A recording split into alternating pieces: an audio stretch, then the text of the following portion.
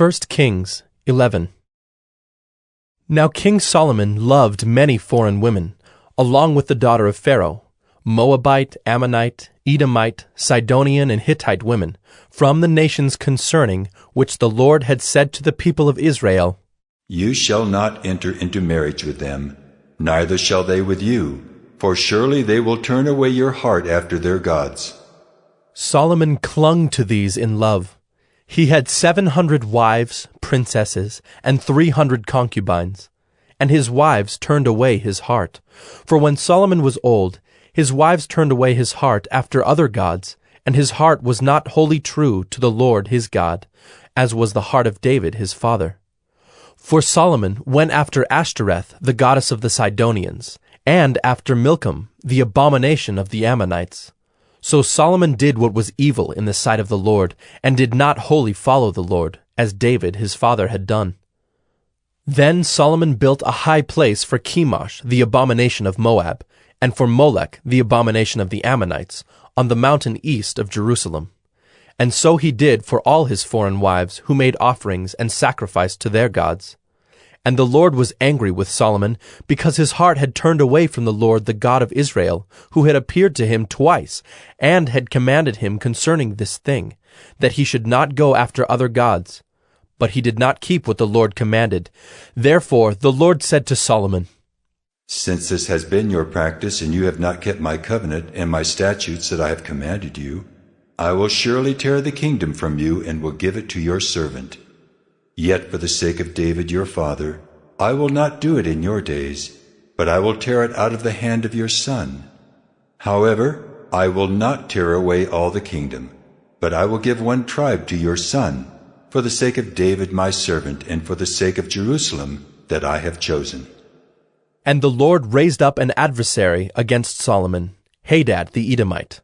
He was of the royal house in Edom. For when David was in Edom, and Joab the commander of the army went up to bury the slain, he struck down every male in Edom. For Joab and all Israel remained there 6 months, until he had cut off every male in Edom. But Hadad fled to Egypt, together with certain Edomites of his father's servants, Hadad still being a little child. They set out from Midian, and came to Paran, and took men with them from Paran, and came to Egypt, to Pharaoh king of Egypt, who gave him a house and assigned him an allowance of food, and gave him land. And Hadad found great favor in the sight of Pharaoh, so that he gave him in marriage the sister of his own wife, the sister of Tahpenes the queen. And the sister of Tahpenes bore him Genubath his son, whom Tahpenes weaned in Pharaoh's house. And Genubath was in Pharaoh's house among the sons of Pharaoh. But when Hadad heard in Egypt that David slept with his fathers, and that Joab the commander of the army was dead, Hadad said to Pharaoh, Let me depart, that I may go to my own country. But Pharaoh said to him, What have you lacked with me that you are now seeking to go to your own country? And he said to him, Only let me depart. God also raised up as an adversary to him Rezon, the son of Eliada, who had fled from his master Hadad-ezer, king of Zobah. And he gathered men about him, and became leader of a marauding band after the killing by David. And they went to Damascus, and lived there, and made him king in Damascus. He was an adversary of Israel all the days of Solomon, doing harm as Hadad did. And he loathed Israel, and reigned over Syria. Jeroboam, the son of Nebat, an Ephraimite of Zeradah, a servant of Solomon, whose mother's name was Zeruiah, a widow, also lifted up his hand against the king. And this was the reason why he lifted up his hand against the king. Solomon built the Millo, and closed up the breach of the city of David his father. The man Jeroboam was very able, and when Solomon saw that the young man was industrious, he gave him charge over all the forced labor of the house of Joseph. And at that time, when Jeroboam went out of Jerusalem, the prophet Ahijah the Shilonite found him on the road. Now Ahijah had dressed himself in a new garment, and the two of them were alone in the open country. Then Ahijah laid hold of the new garment that was on him, and tore it into 12 pieces. And he said to Jeroboam, Take for yourself 10 pieces, for thus says the Lord, the God of Israel, Behold, I am about to tear the kingdom from the hand of Solomon, and will give you 10 tribes.